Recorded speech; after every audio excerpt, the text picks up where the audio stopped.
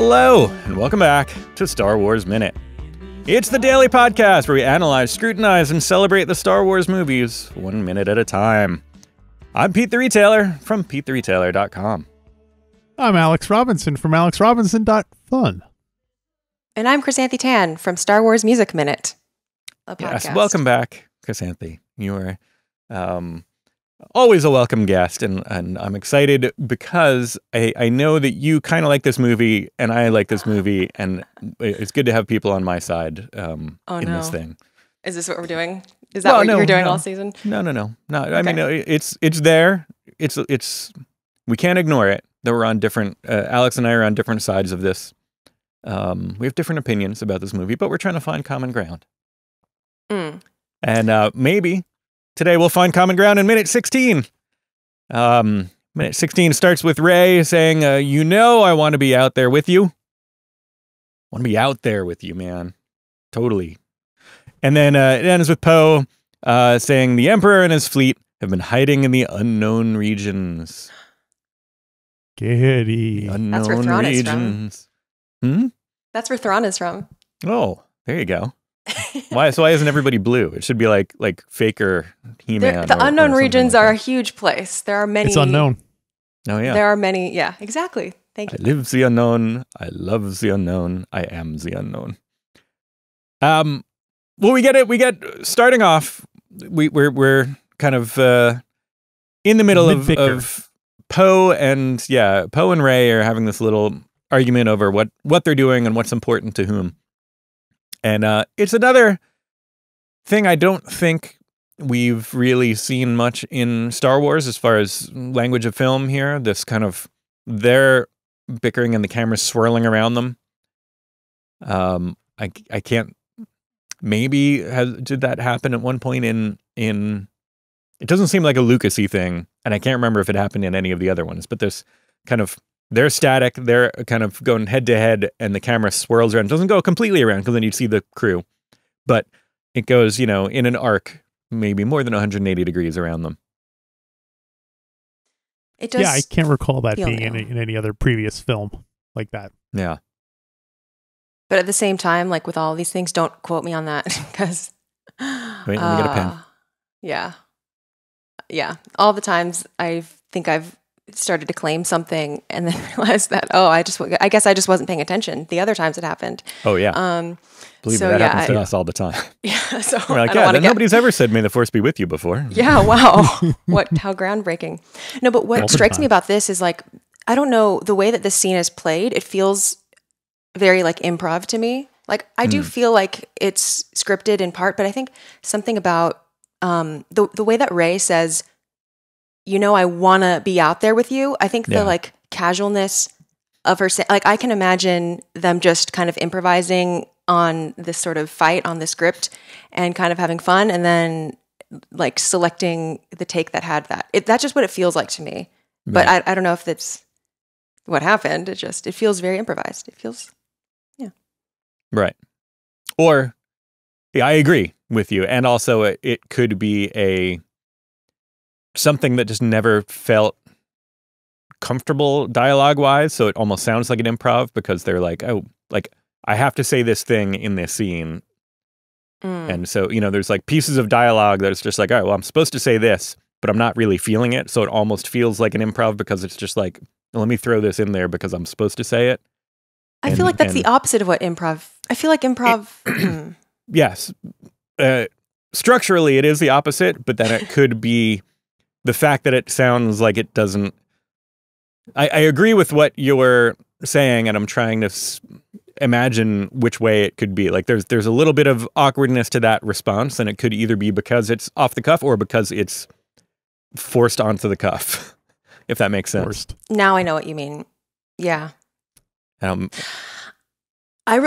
Okay, so this has been like a conversation that has come up a little bit on my Discord server, which is like, I feel that I'm a person who is, I've been told that I have a sort of punctilious way of speaking. And in some cases, it's been like a bit too much for what the job was calling for. Like maybe it was calling for me to be like more casual or to not really over enunciate certain words. And I guess I have a tendency to do that sometimes.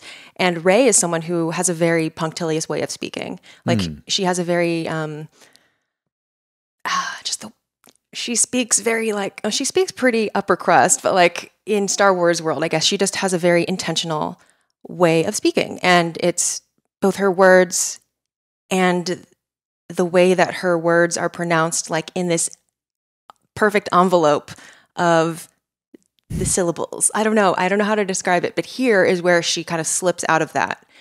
You know, I want to be out there with you. And I can imagine, like, I notice sometimes when I am speaking really fast or tripping over my words, when I will like say words really funny, and it does kind of remind me of Rey saying something there. And in the moment, I'll listen back to those things and be like, weird, I'm getting like really lazy with this word because I keep saying this sentence really fast. And then I kind of go back and start over enunciating it. But yeah, so I just like to imagine that Rey is kind of kicking herself here, being like, oh, I'm being such a dork in this argument. Did she, I didn't play it back. I'm assuming she says like want to very clearly and not wanna, right? I'm not, I don't have the audio in front of me, so I'm not going to play it back, but she's like, you know, I want to be out there with you. Not like, you know, I want to be out there with you. Like, no, she says wanna. Does she? I mean, that's why little Spice Girls. Not they're I want to be right out there with you. Want to be. You know, I want a Fanta. Sandy Spice. Well, if the dialogue was in fact improvised, I like that they kind of included a little. I don't know if it was intentional or not, but it seemed to be a little bit of an Empire Strikes Back kind of tip of the hat, because you know Poe was like, "We need you," you know, out there fighting, and I heard Rey go, "We need you. What about I need you? What about you need me?" Oh, you know, that kind of. It's interesting that you went to that, which is weird because there's no. If it was an intentional evocation of that, it's weird that they're doing with two characters who don't have any kind of romantic, you know, tension between them. They just seem like they're genuinely squabbling. It's like Finn has two good friends who don't like each other, and Finn wants to hang out with both of them, and they just wind up arguing with each other the whole time. I was thinking it rhymes really nicely with Empire Strikes Back in that, like, we have Poe leading a group of people and Finn being very much on the ground of this revolution. And we have Miss Up-and-Coming Jedi just kind of not fighting, you know, on the ground with everyone. She's kind of just floating and meditating and stuff. And to other people, it can look like, what is she doing? Like, that's selfish. That's not really helping in a material way right now. Like, I can see what that looks like. And Luke, you know, went off to Dagobah, and he also felt kind of guilty about it. I mean, he ended up leaving to go help his friends, just like Rey does. Was there I could be mistaken, wasn't there in the Empire Strikes Back from a certain point of view book, wasn't there a like Wedge, I think, having a conversation about like, hey, like, what happened to Luke? Like, we could use him. Like maybe something like that, where people were just kind of like, hey, what happened to that guy? Like, we need people, and we need good people who have, you know, like, that guy's also blown up a Death Star. We could use that guy, like, you know. And I took some personal days. I did. I'm picturing Wedge being like, oh, going to help your friends. What about me? Am I not your friend? Like, do we? I think Wedge would have been glad that Luke didn't go, because then Wedge is the star, you know. Oh, that's true. Yeah, he gets to shine. If Luke's there, everyone's like, Luke, and then now he's like, now it's Wedge's time. Now they're like, Wedge. That happened. I remember. Like, Wedge. I think this is a really good illustration of like the difference between the social standing of Jedi in like the prequel and High Republic era versus, you know, Luke and Rey era. Because in the prequel era, the Jedi are an institution they don't have to prove themselves in terms of like that they belong, that they deserve to be doing their own thing, that training is a valuable thing, that they should take time out of their lives and kind of separate themselves from society. They don't have to justify their existence as an organization, as a Jedi Order. But here, since the Jedi are myths or forgotten or not very many of them. It's not really on there. It's not in people's recent memory that the Jedi are, deserve to be doing something different because the fruits of their labor and training pay off in a different kind of way, and that everyone has kind of a different role to play in whatever struggles are happening in the galaxy.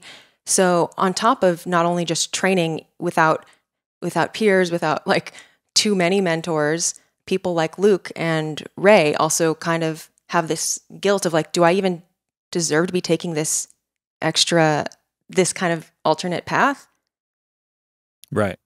It's like, it was just accept. And I mean, it's a whole different can of worms there, but that also is, part of what led to the downfall of the Jedi Temple and all that stuff. But that they were like, they didn't have to explain themselves basically. So they got kind of complacent. Yes, they got complacent. Mm-hmm. But then, yes, then that a little more of that would be nice for everybody. I mean, granted, the resistance is having Leia be at the head of it, and she's like, no, it's like, we need to do this because I can vouch for this. So it's like everybody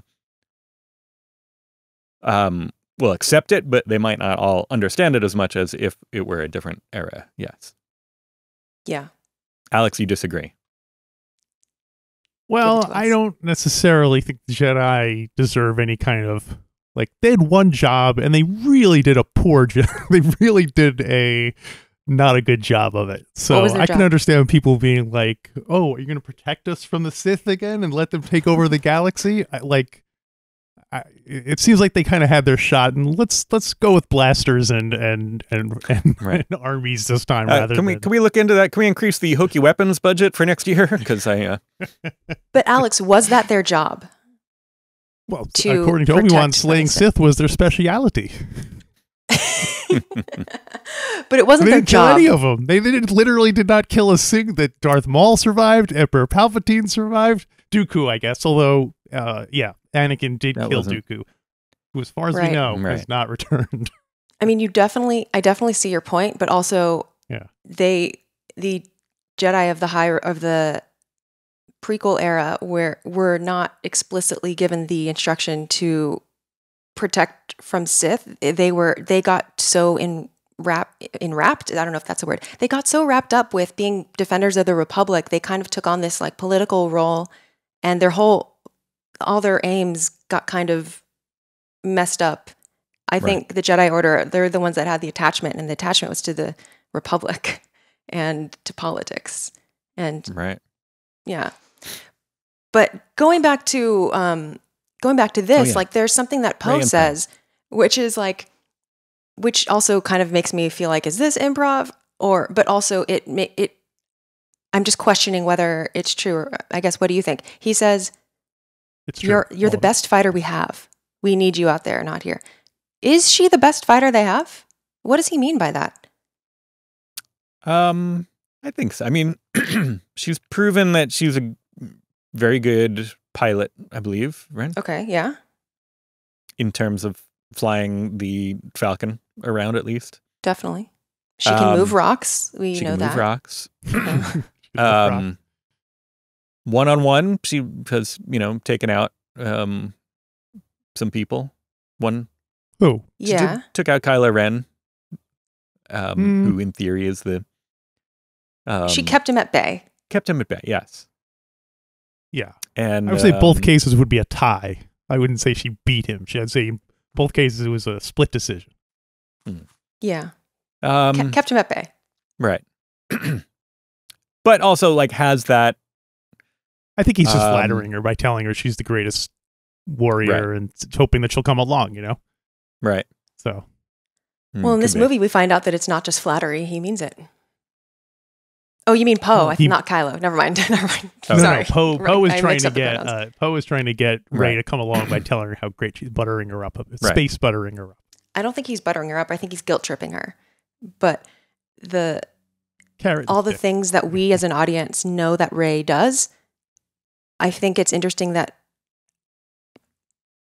I feel like Rey must have seen significant combat in times that we that haven't been on screen for Poe to say that, because I think usually when someone is off doing their own Jedi adventures, those are not the types of things that people in the normcore resistance recognize, you know? Because I feel who has witnessed Rey doing her thing in Snoke's boudoir? Who has witnessed? Like, they know it happened, but like, I feel like the audience is the most privy to all that Rey has done. I can really really imagine how people on the ground are just like, we don't know what she does, but I guess Leia gives her the seal of approval. I don't know. I don't want to put words in everyone's mouth, but this is a little bit of movie magic where they are catching up. You know, we're assuming that everyone has been caught up to how badass Rey is. So, yeah, I mean, same with, well, other than, I guess Luke was still riding off that Death Star high. Death Star High, that's my new Nickelodeon series coming soon. No, Luke was still riding off that Death Star high of like, he had that, so people were like, oh yeah, he's good, and he's doing, you know, then he could all go off and do stuff, and people were like, yeah, remember he blew up that Death Star? But yeah, that was good. Whereas Rey doesn't quite have that, so it's understandable. But she does have, I guess, Leia saying like, no, trust me, she's good. And Leia has been, you know, in the trenches, kind of proving stuff for years. So like, we can take Leia's word for it. But whether or not it is true that she is the best fighter, I really like that this tension is introduced here. I think it's like a very realistic type of struggle, type of tiff argument to have within a resistance group, or like within a group of people fighting for the same thing. This sort of push and pull of like, are you using your talents in the right way? Like, are you helping us in the right way? You know, kind of, I don't know. I think it's very realistic, and it would have been more realistic if that had happened with Luke and stuff too. But I think it's more realistic here. And I also want to throw out there that I've been reading as we go. I've been trying to keep up with the novelization of The Rise of Skywalker, and in the book they do a little more kind of you know, Rey's inner narrative, and this conversation kind of hits some of the high points of that, basically, where she's internally struggling with like, well, I want to be out there and help, but also I want to kind of honor Luke and Leia and do this thing that they say I'm supposed to be good at, and I need to do that, but I'm also afraid. She's got this like, there's a lot going on that we don't really get on the surface. It's kind of encapsulated by part of this. So yes, it's a good conversation to have in here, and also it kind of branches out a lot, like a lot of things that we've seen in the history of Star Wars movies. If you read the ancillary materials, it branches out a lot more and sometimes sheds new light on the subject. Yeah, and sometimes doesn't shed that much light, like in solo novelization. But hey, speaking of things that Poe says, one of my favorite things that Poe says is in this minute, where he breaks up the argument by turning around and saying like, Junior!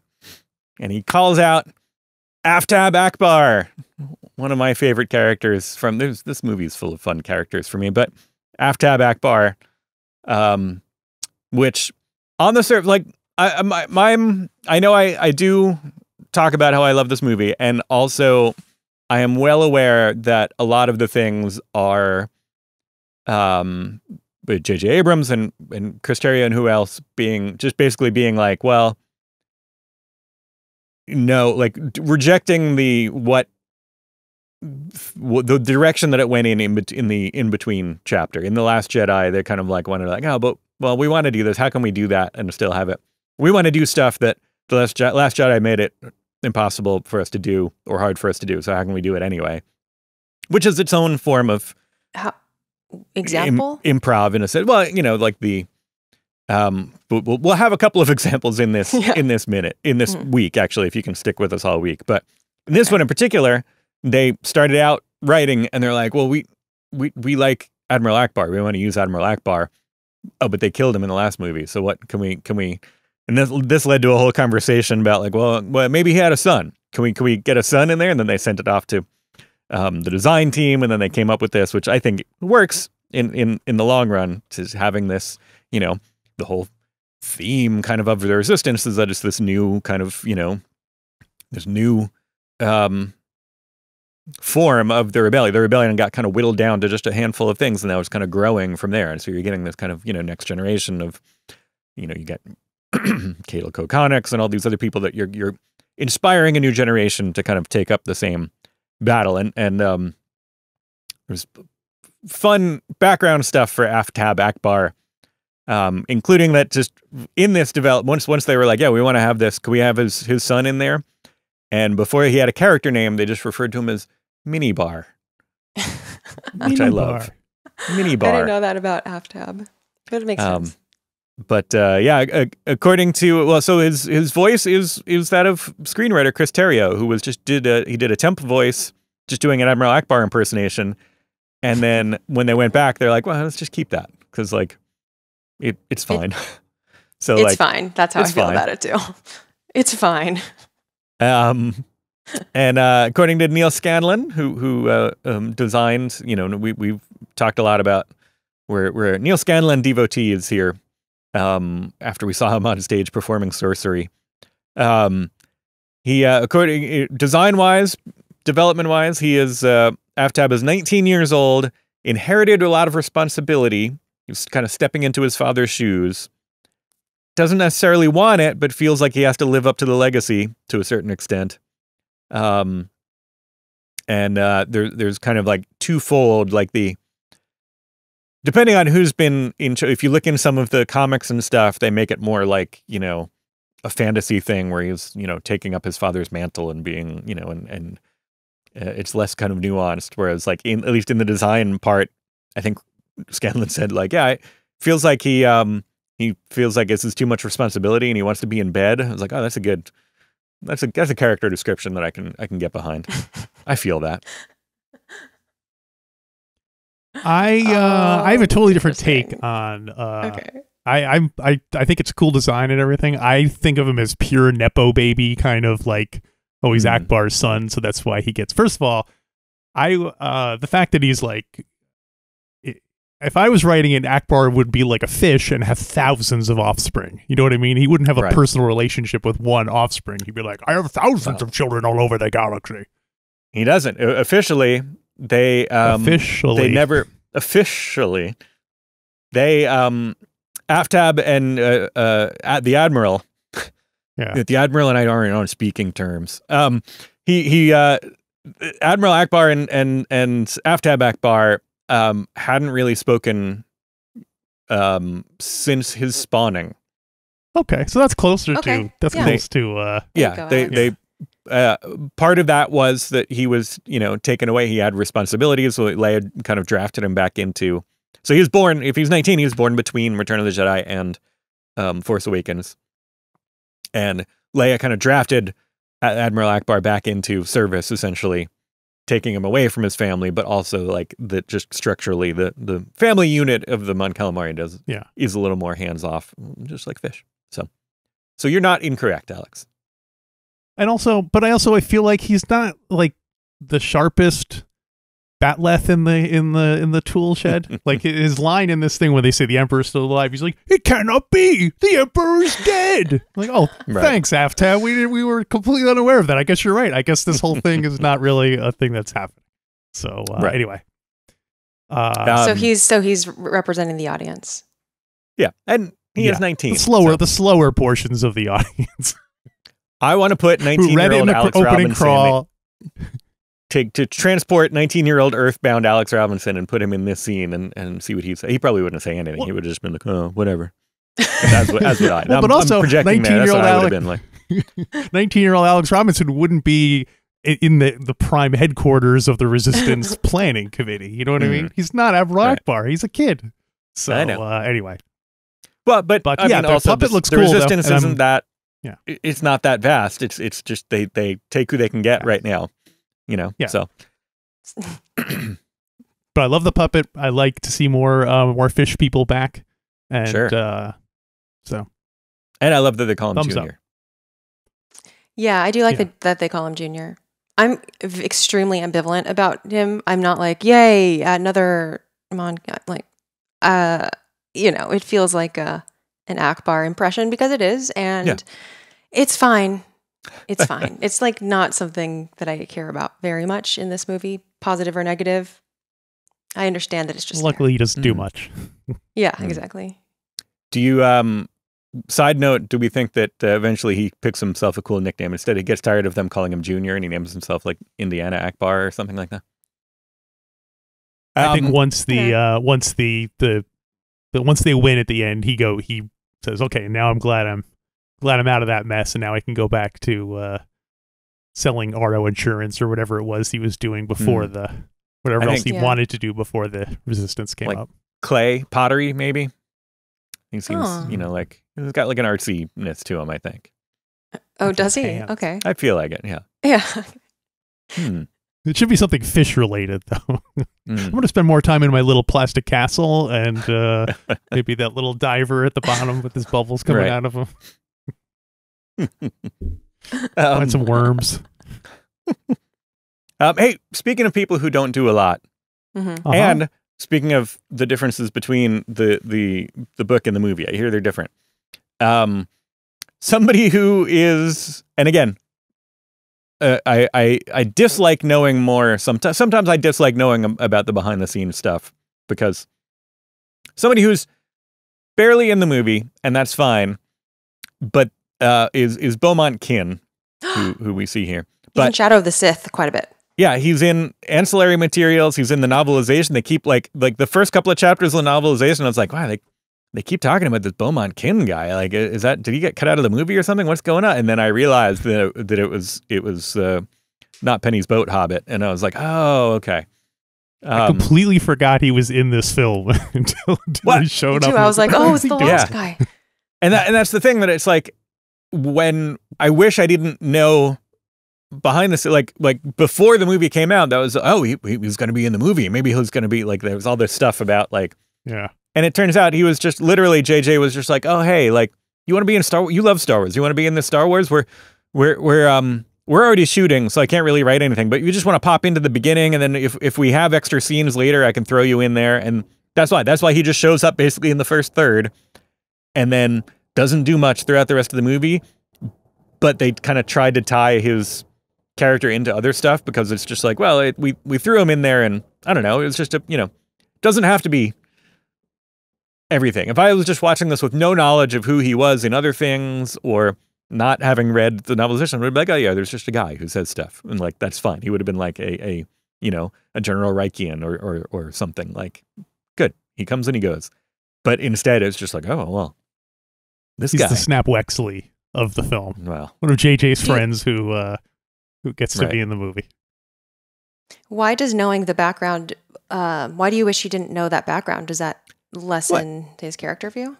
No, it just, I feel like it's hard to parse him just purely on a basis of his appearance in the movie versus there's like weird baggage of just like, oh, well, he's got to be more important than he is because of his acting pedigree or his at least, genre performance pedigree, or then B, just kind of like the hype that came before.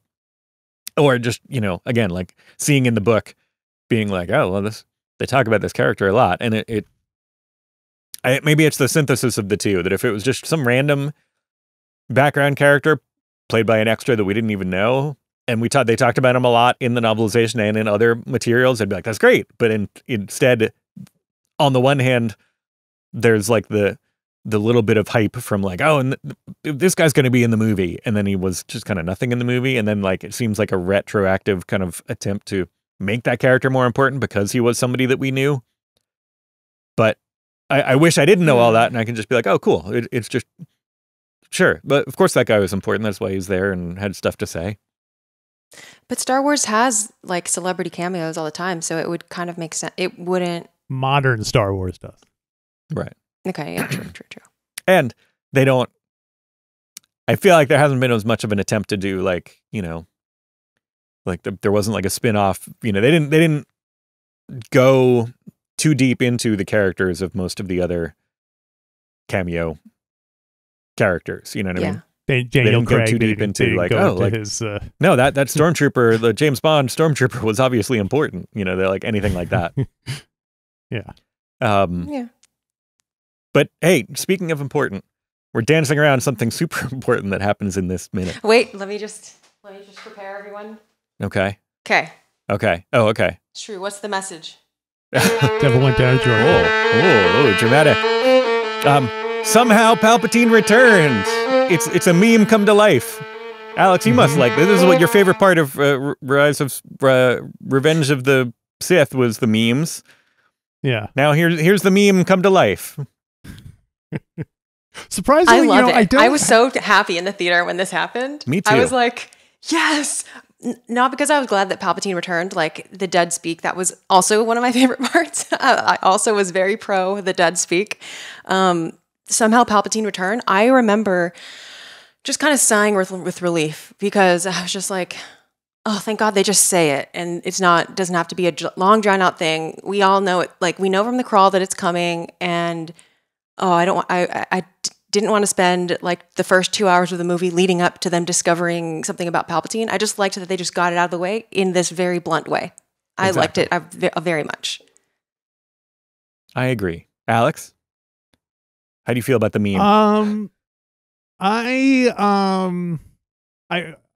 saw some people on the internet, believe it or not, complaining about this aspect. Complaining about Star Wars on the internet? Well, specifically about this aspect of this particular film.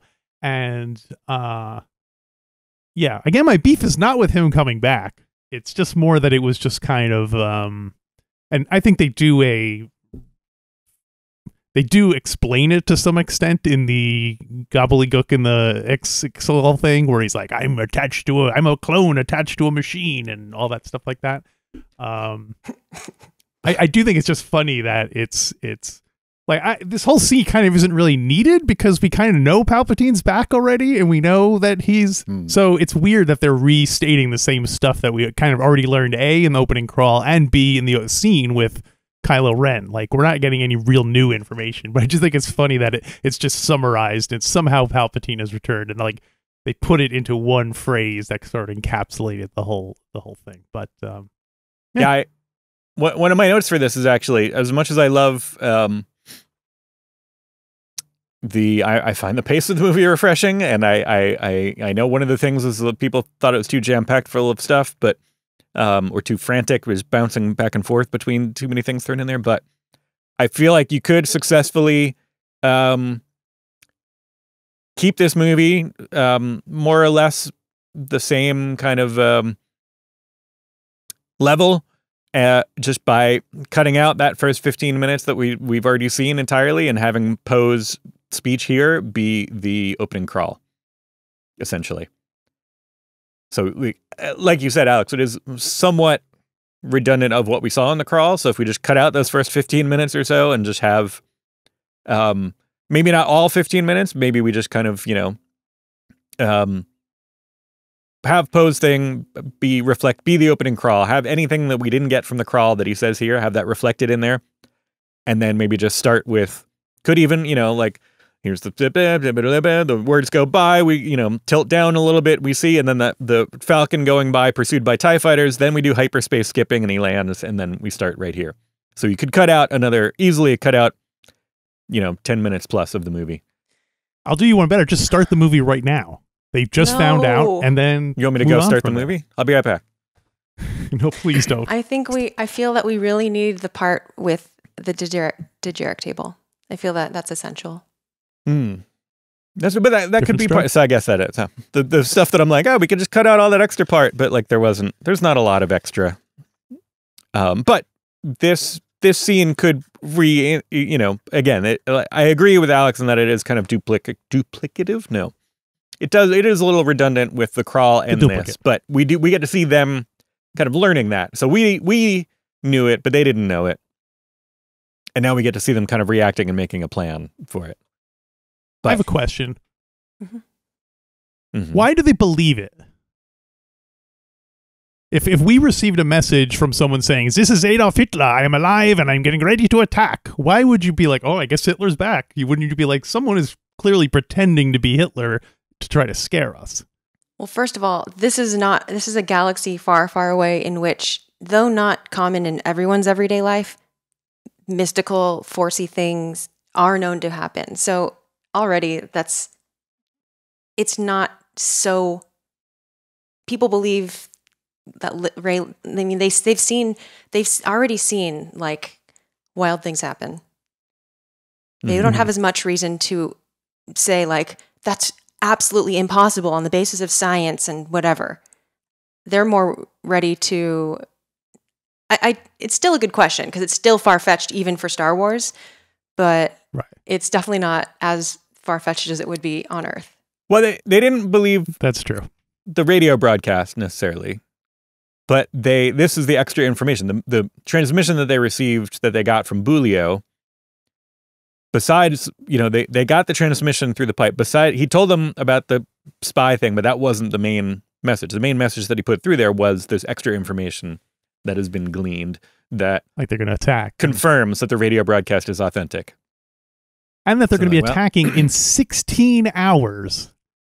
Right. That seems really like a short amount of time. What did Hux think the Resistance was going to do with 16 hours of notice?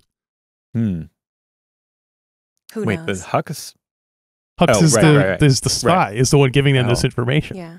Right. So, well, spies anyway. aren't always like really perfect at getting things out at the right time, and they're kind of working with one. He's no fulcrum, when they that's know for sure. things. Right. So here's a kind of a meta question. Sure. To go to respond to Alex's question is like, why do they believe him? And I think there's also the question of like, why or why not do Star Wars fans watching this believe what's happening in the movie? Like, and I think in both cases, it comes down to how much we trust the person delivering the message. Mm-hmm. And in this scene, the fact that, I mean, there are a couple, questioners. It cannot be, the Emperor is dead. But Beaumont, who is an archaeologist, a doctorate holder, scientist person, says dark science, cloning, secrets only the Sith knew. So like if people trust him and, then I guess that lends a bit of cred. And also Poe, I think maybe it shows how much trust Poe has gained in his team or with his team or whatever. This team trusts Poe and they certainly trust Leia. So the fact that they can all corroborate the validity of this kind of far-fetched intel from the spy, I think it speaks a lot to the team camaraderie and like the teamwork and just the leadership and the trust that they have with each other. So that's obviously like an optimistic way of viewing this, but that's what I take from it. And for me, I have to say, like, back to the meta commentary, like me as a Star Wars fan watching this in 2019, I still had a really high level of trust in the franchise. Mm-hmm. So it may have been different if I watched it now, maybe for the first time, maybe. But my trust in my trust in Star Wars as a, I don't know, not as a, I don't want to say like as a franchise, but like in terms of, after 3 years, I have a generally perhaps considerably lesser opinion of the content that is newly coming out. And so I think up until The Rise of Skywalker, I pretty much liked everything.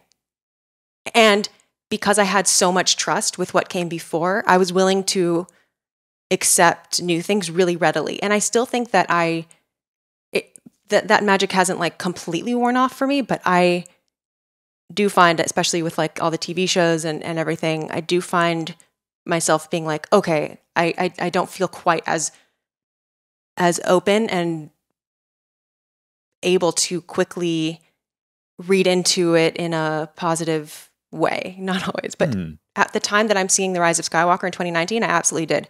And I have to say, I hadn't rewatched this movie. I waited until 2 days ago to rewatch this movie for the first time since I saw it in theaters. And I had waited this long. Yeah, I had waited this long partially because like I was kind of scared how I would feel about it after a few years, especially since when I saw it, I didn't know about any of the drama. I didn't follow any news going up to it. I didn't even know who the director was. I was like, oh, there's a different director? Like I had no idea. no idea about anything. So I didn't read into anything in a meta way at all whatsoever. And I remember being so surprised afterward by the types of conversations, because they were just things I simply had not thought about, considered, been bothered by, not been reading into.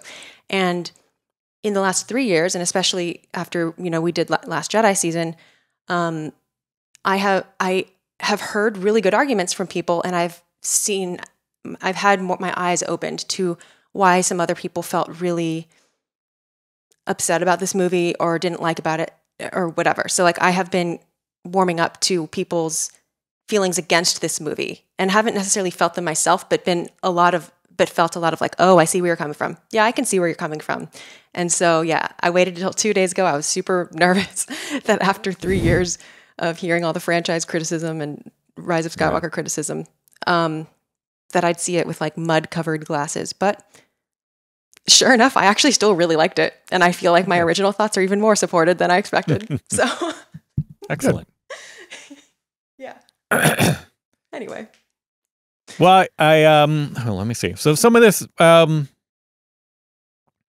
this kind of continues in. I will just say that is exactly my experience is the same with the relief that I felt when they were just like, oh yeah, he's back, and we don't have to. And per Alex's point, I've said before, like, well, the guy who like in internal chronology, the guy who like 60 years ago was talking about how he could cheat death and how he had techniques to do that, then he's back from the dead. Like, why? We don't need more explanation than that. He already said he could do that. Like,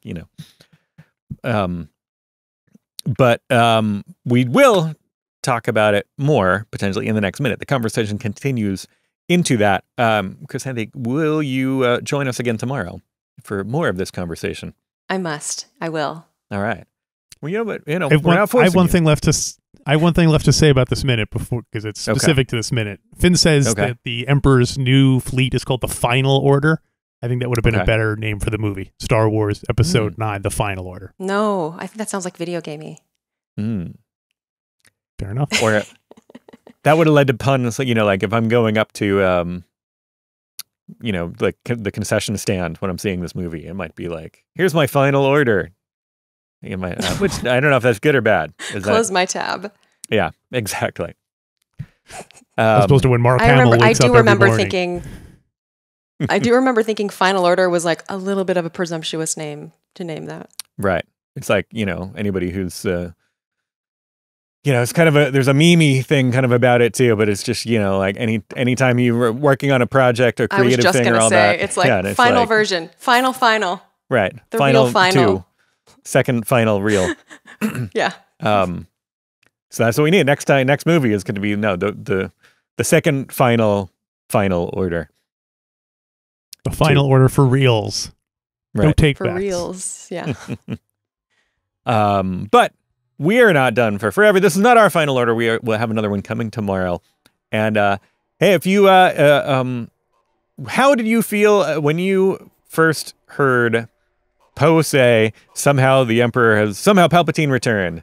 Let us know on social media. We are on, last we checked, we're still on Twitter, at Star Wars Minute, Instagram, The Star Wars Minute Listener Society on Facebook. All of that stuff. I think there's a TikTok and whatever else. YouTube, go to YouTube. This show is on YouTube as we speak. So maybe you're watching this and you can comment below. All that stuff. And then we'll be back to talk about it some more tomorrow on a brand new Star Wars Minute. Star Wars Minute.